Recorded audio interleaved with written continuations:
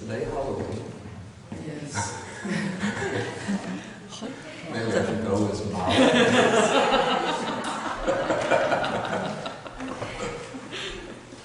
Today, a special class. All conditioned things are permanent. Sensual pleasures are enjoyable. And we all have a permanent, everlasting self.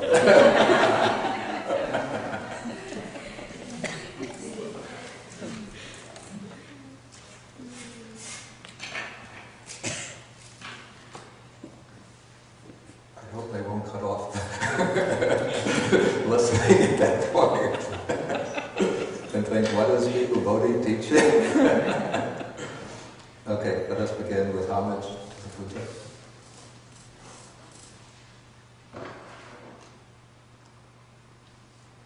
Namo tassa bhagavato arahato samma sambuddhassa. Namo tassa bhagavato arahato samma sambuddhassa. Namo tassa bhagavato arahato samma sambuddhassa.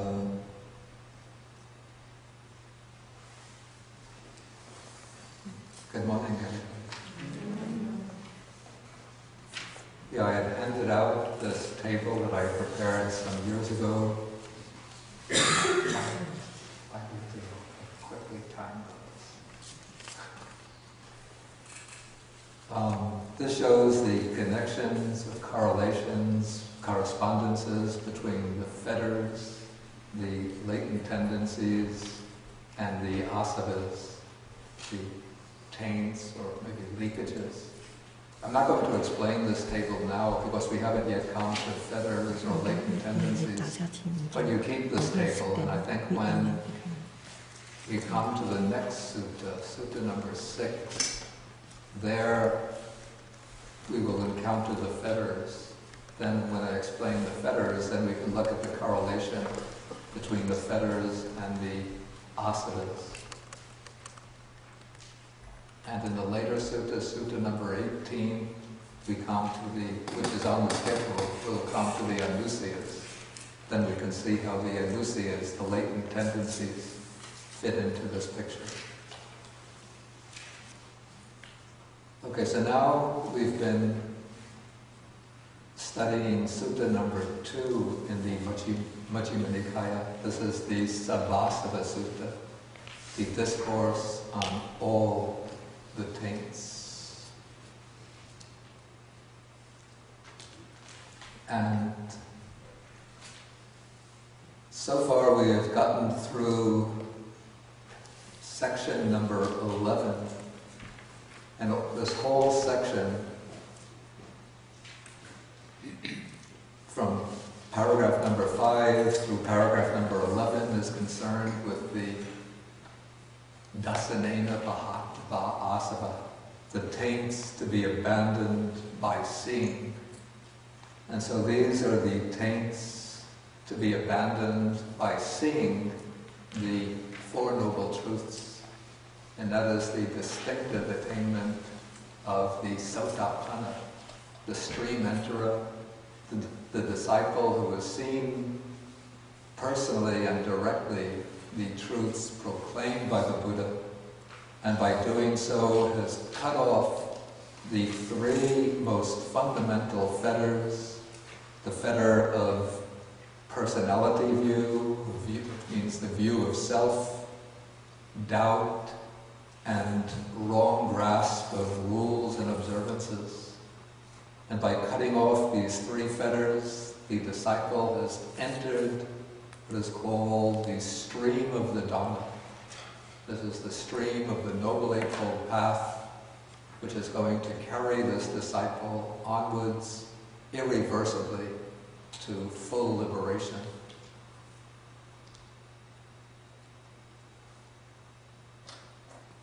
Okay, now with section number 2, there's what I would call a change in emphasis introduced. If you remember, at the very beginning of the sutta, the Buddha speaks about teaching a discourse on the restraint of all the taints. That is, practices that are going to prevent the taints from accumulating, from increasing, becoming stronger, and leaking into the mind.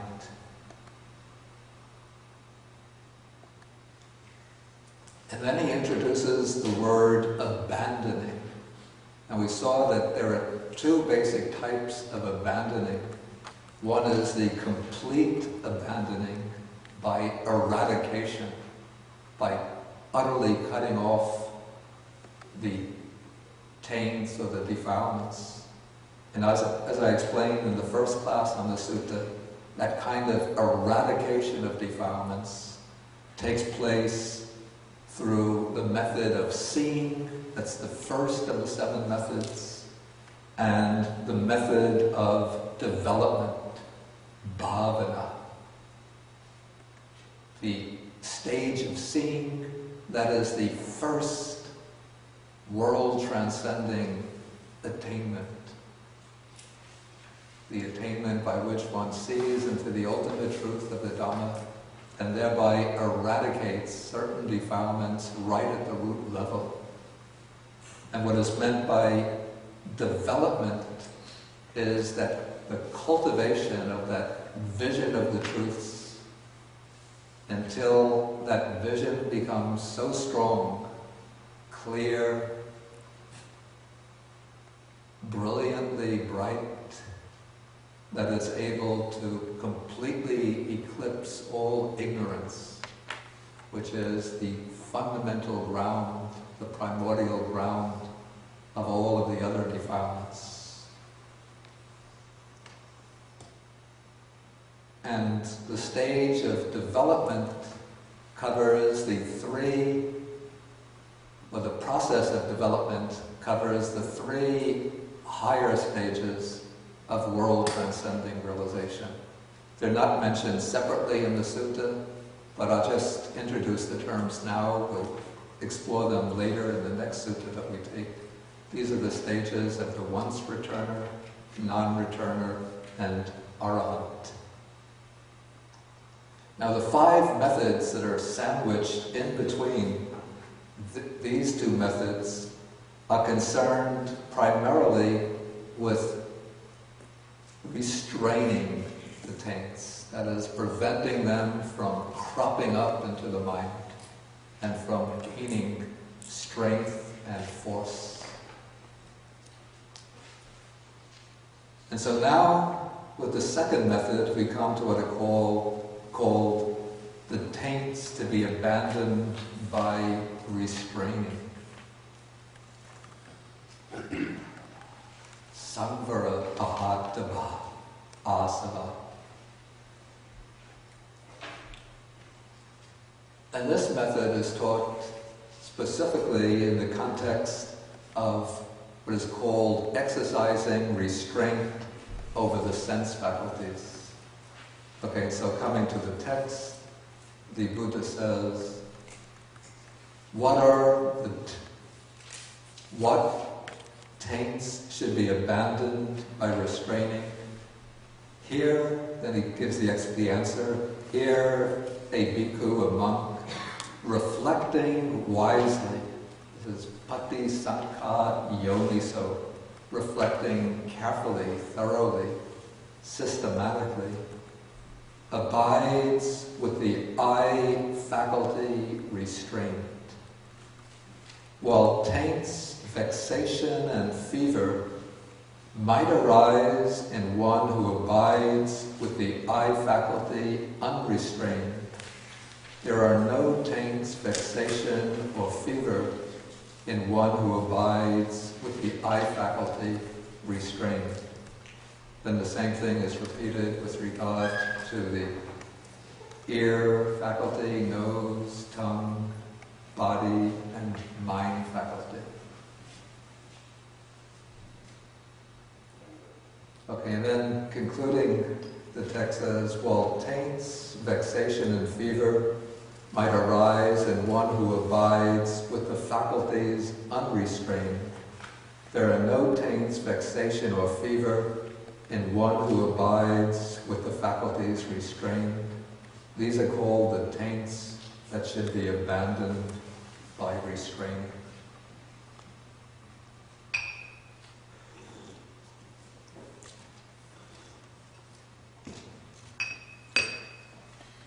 So this is a practice which other places it's called the restraint of the sense faculties. And when we look at the other passage on the restraint of the sense faculties, we have an important key to what this practice entails. We find the other passage in Sutta number 27. This is on page 274. Paragraph 15. The text says, on seeing a form with the eye, he does not grasp at the signs and features, since if he left the eye faculty unguarded, evil, maybe bad, unwholesome states of covetousness or craving and grief or dejection might invade him. He practices the way of its restraint. He guards the eye faculty. He undertakes the restraint of the eye faculty, and so for the other senses. And so the key to this practice, as we can see from this passage, is not grasping, it's called what? Not grasping at the signs and features. The Pali text uses two technical terms here.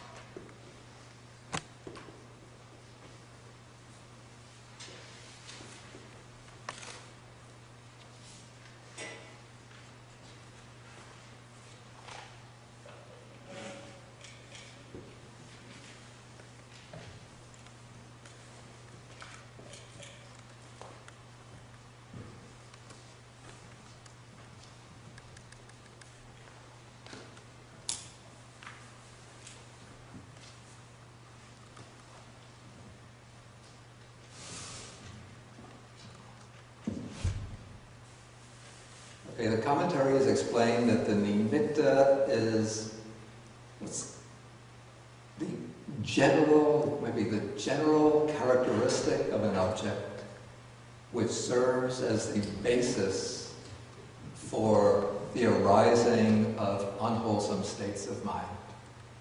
It can be the attractive feature of an object or the repulsive feature of the object. If it's the attractive feature of a sense object, then it serves as a base or stimulus for the arising of what's called here covetousness or craving. If it's a repulsive object, then it serves as the basis for the arising of what's called here grief, not such a satisfactory rendering. Maybe better is dejection, displeasure, and this could be understood as implying resentment, antagonism, hostility, aversion. And so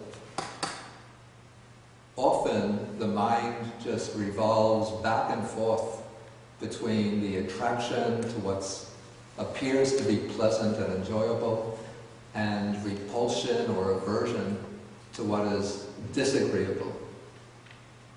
And so the way to overcome this sort of play of opposites in the mind is by exercising restraint over the sense faculties, not letting the mind grasp upon first the attractive and repulsive feature of the objects. So that is preventing nimitta gahi, the grasping of the general feature of the object. And then what's meant by anubhyanjanagahi is grasping the details of the object.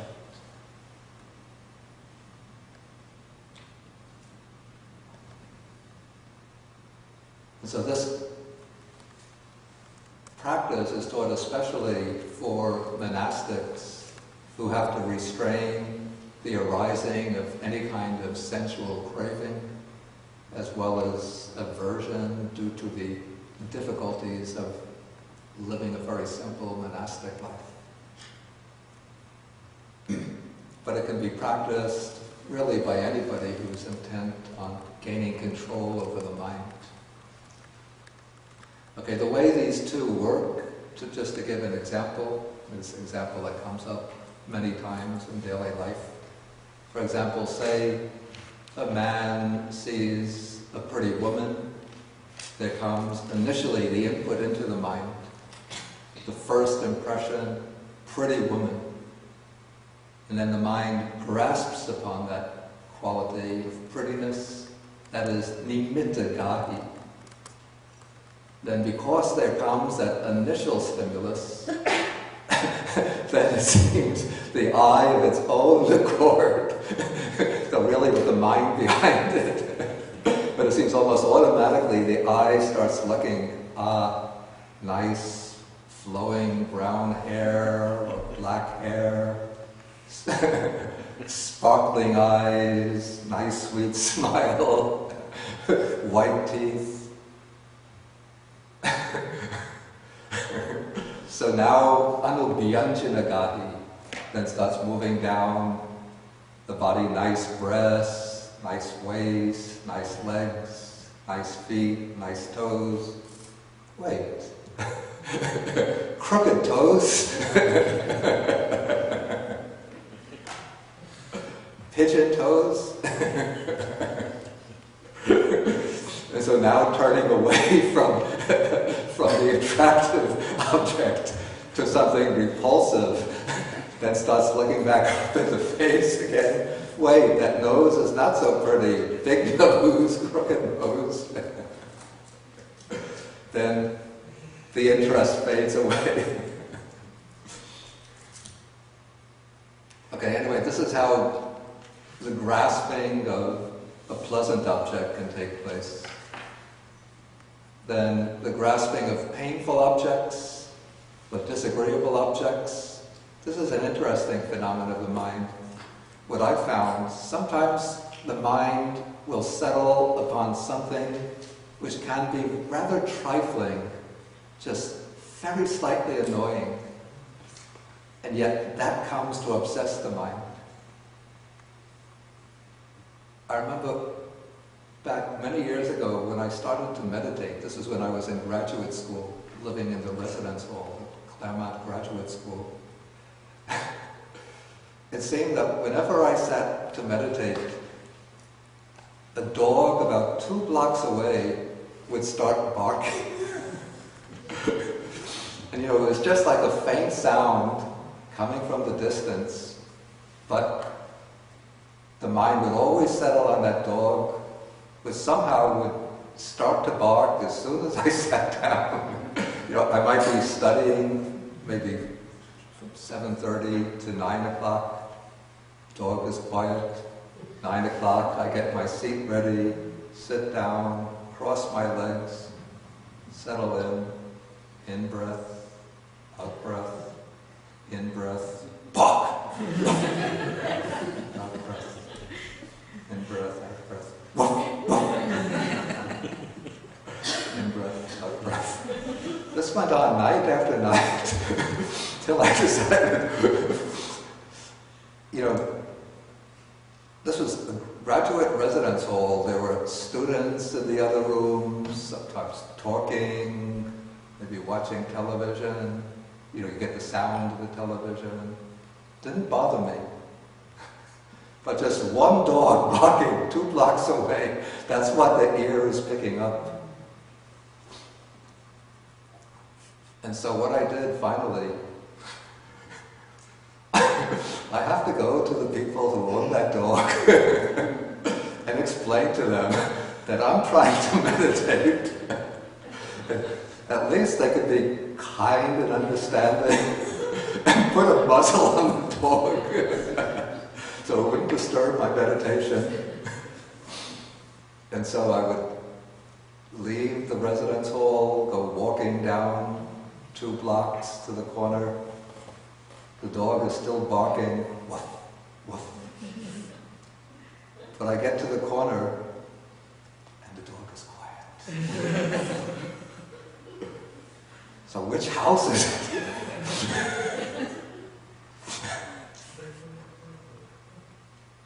Should I go to every house on the block? Do you happen to have a dog that was barking 2 minutes ago?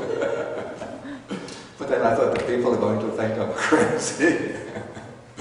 So I turn back, go back to the residence hall.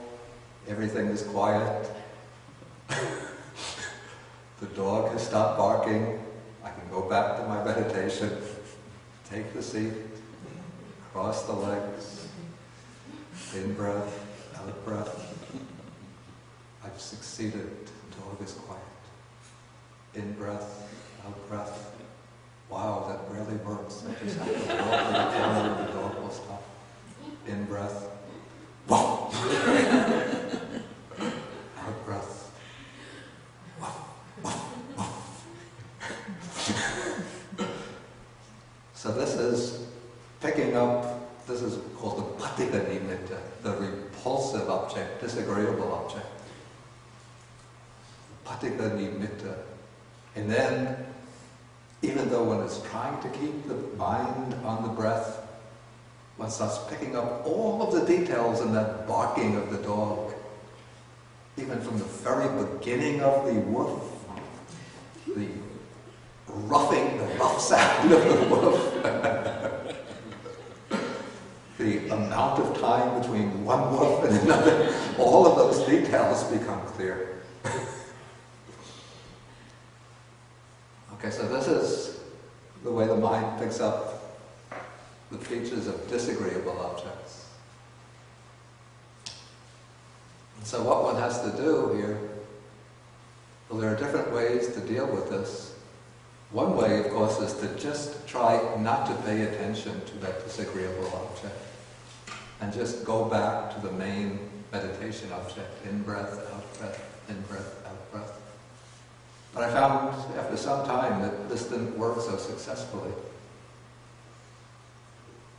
And so what I found to be a useful method, I picked this up in a book on mindfulness practice called The Heart of Buddha's Meditation. What I found is the useful method is to turn the attention to the object itself and to the mind's reaction to the object.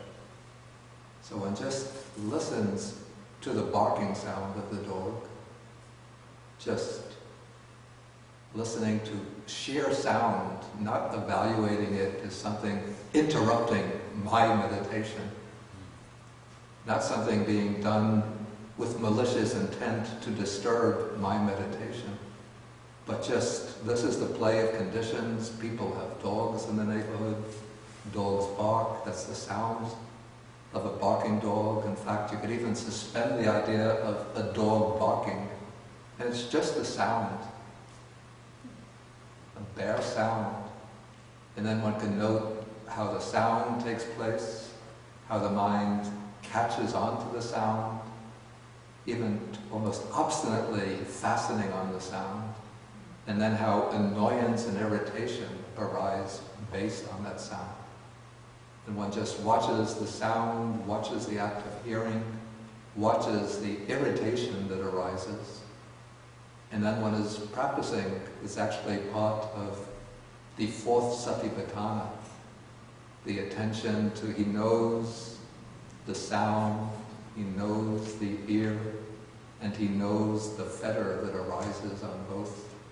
So in this way, something that's irritating can be transformed into something which is a basis for insight and understanding.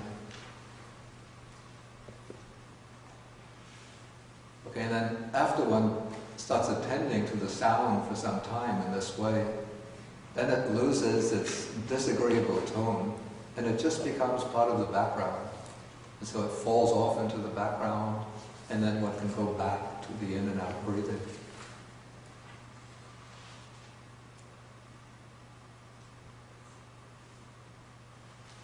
Okay, so now the Buddha speaks here in the Sabbasava Sutta. He says that it's through reflecting wisely, that is important, that one dwells with the sense faculties restraint.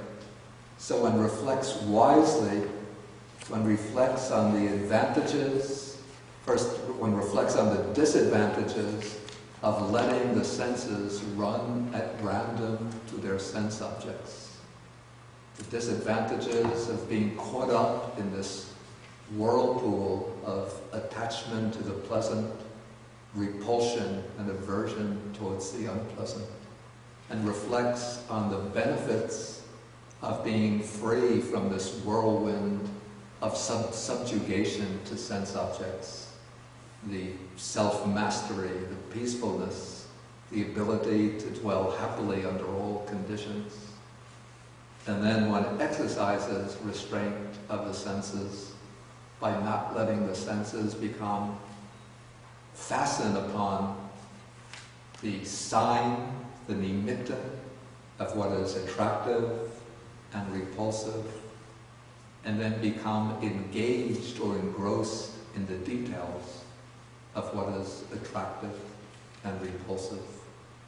And when one does that, then the text says, taints, vexation and fever that might arise in one who doesn't dwell with the senses restraint.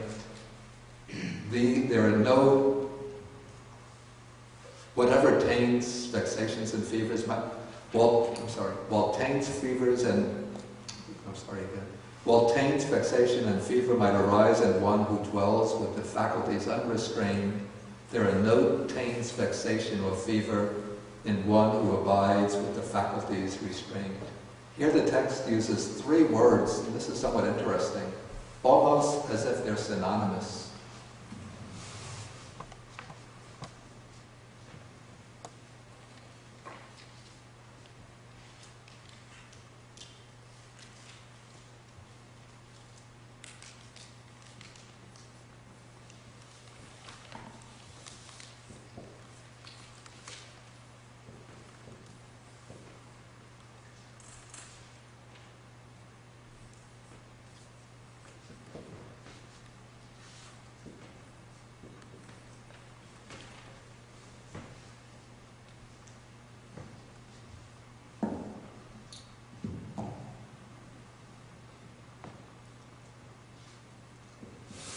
Along with the word asava, which is translated in the sutta as taints, but now I think I prefer leakages.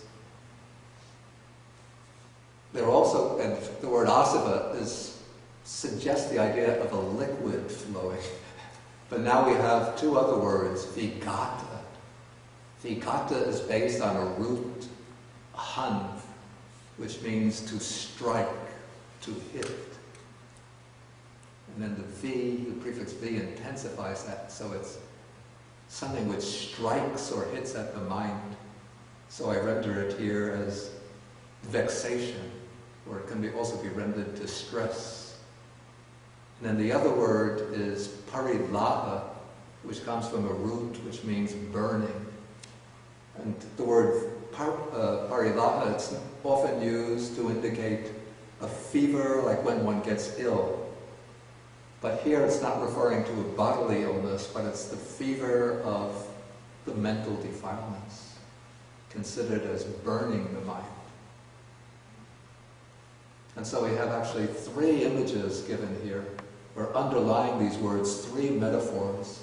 One is that of a stream flowing into the mind, or water seeping through into the mind, leakage or seepage into the mind.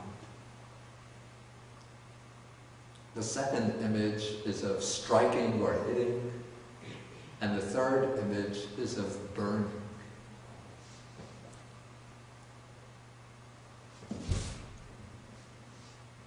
And it seems to me, this is my personal conjecture, that the word, in this passage, the word asava, or taint, is not being used so much in the technical sense of the three asavas of sensuality, craving for existence, and ignorance. But it's being used in a more general sense of any kind of defilement, including both sensual craving as well as ill will, disturbance, aversion, distress. Okay, and so when one dwells with the senses restraint, then those asavas don't get a chance to flow into the mind. The sense restraint, of course, doesn't eradicate the asavas, but it prevents them from gaining momentum and overwhelming the mind. Okay, maybe I'll ask whether there's any questions on this passage.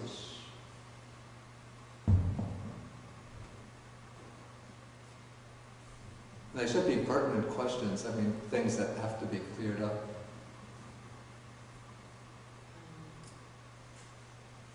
With respect to the last thing you said, it may be just inability to practice well, but if a sensation or a feeling or something is so strong, penetrating it somehow enhances it rather than lets it dissipate, it intensifies. Let's say very severe pain, a very strong emotion. The examination of it does not let it open, it just makes it stronger. Then what path does one take? You don't have the skillful means to examine a very strong sensation the way you described.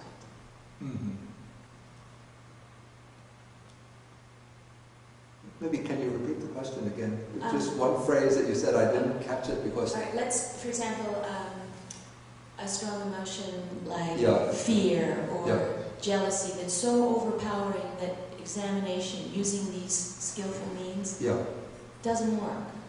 Okay. Then what path to take? Okay, when a very strong emotion like this arises, the way that I suggest is to examine, actually not to be afraid of it and not to try to push it away, but just to look at it as a mental state and watch the mind in that state. Because one can never, when one puts oneself in the position of the observer of the mental state, one creates a certain distance between oneself, or let's say between one part of the mind and that mental state.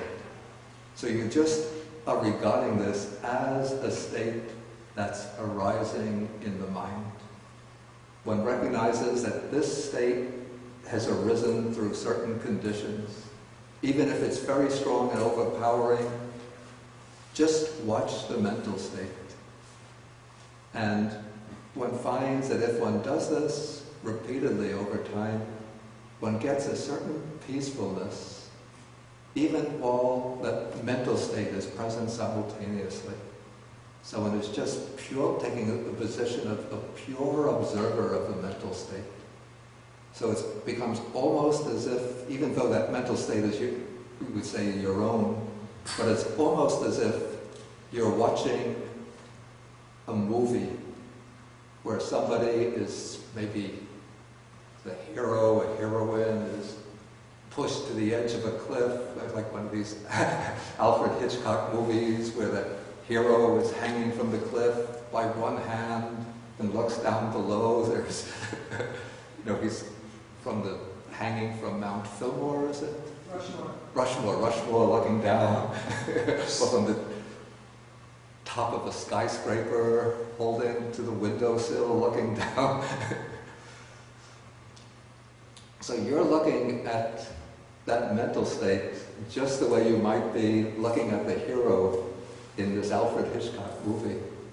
You could recognize the fear in the mind of that hero. Partly you're identifying with the hero, but you know it's just a movie. And so in a way you know that your mind is in a way I don't want to say it's nothing more than a movie, but that this is just a changing scene within the flow of the mind.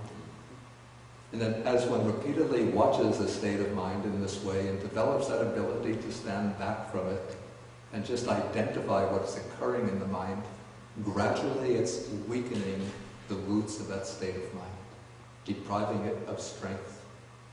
Whereas if one pushes it away and refuses to look at it, that enables that state of mind to gather strength below the surface. And so it will continually come up and taunt you and haunt you. Thank you. Okay, but I pretty much want to keep the questions based just on the text itself. So is the question actually directly related to the text? Well, okay, then take the microphone.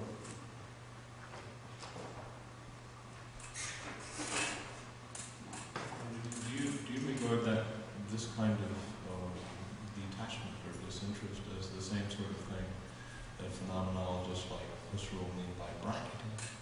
Okay.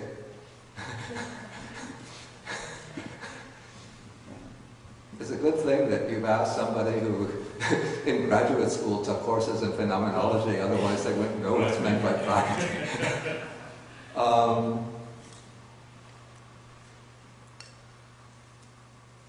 I would say that there's, to some extent, that's involved here, but there's a difference in the underlying motive between a person who's undertaking the practice of sense restraint here and somebody who's taking the purely phenomenological approach of Husserl's bracketing. What I would say Husserl's bracketing comes closer to what is involved in aspects of the Satipatthana practice, that is the practice of the full mindfulness meditation. At this point, with the sense restraint, we've not yet come into the full practice of the mindfulness meditation. This is sort of what I would call a preparatory practice. And the basic aim here is not like Husserl's phenomenology to get an understanding of the essences of things, the nature of things themselves. But here the object is to prevent the arising of what are called the taints, vexations, and fever.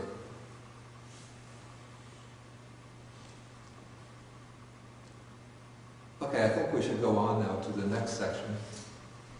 And this is a section, it's explained in terms of the practice of a monastic person, but it can be applied in its own way to anybody in any station of life. Here the Buddha is speaking about how a monk should use what are called the 4 requisites. In Buddhism, in Pali, we call these 4 paccaya.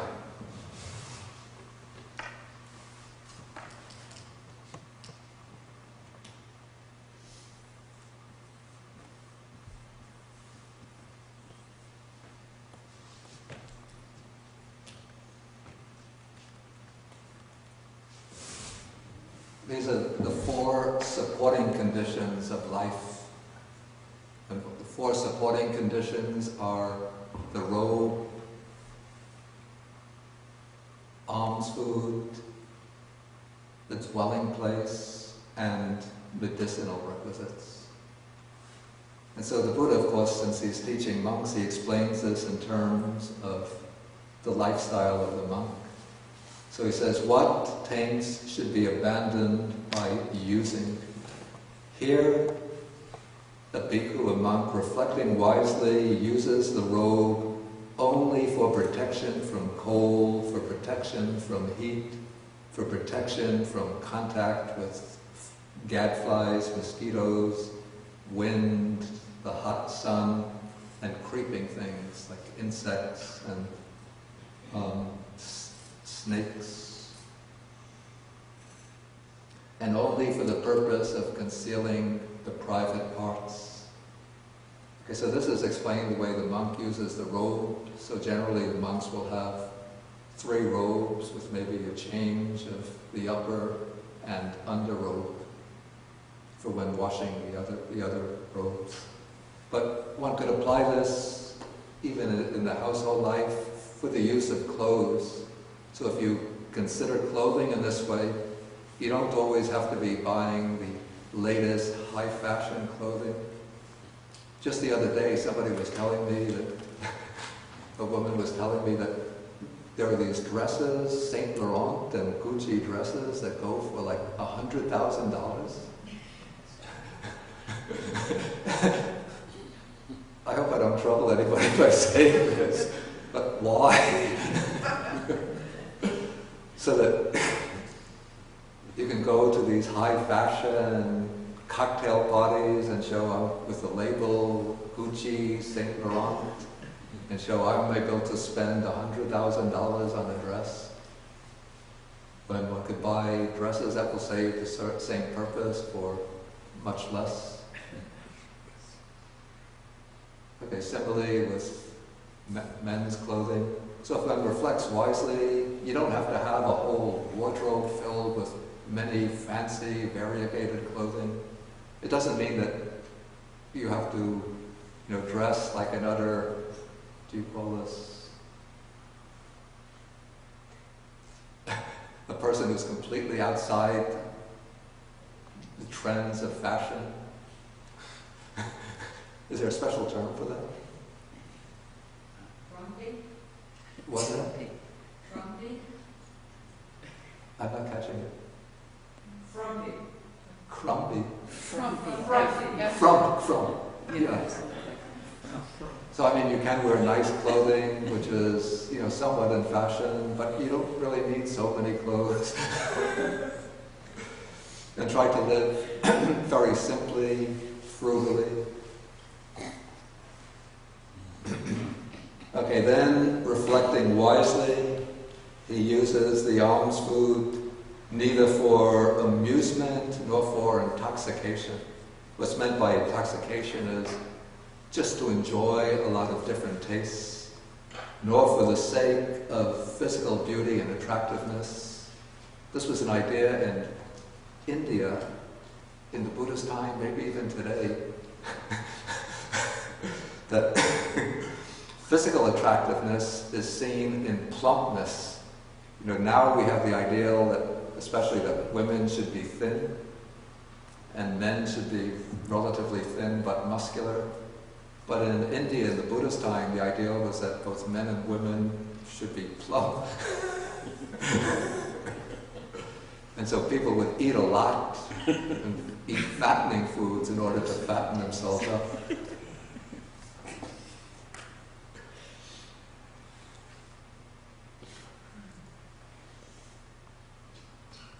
So one eats not for the sake of physical beauty and attractiveness, but only for the endurance and continuation of this body, for ending discomfort, and for assisting, supporting the holy life, reflecting, thus I shall terminate old feelings, that is the old feeling of hunger, or the pain of hunger, without arousing new feelings, that is the pain that comes from eating too much and then feeling discomfort, and then maybe the pain also of the illnesses that come from overeating. And I shall be healthy and blameless and shall live in comfort.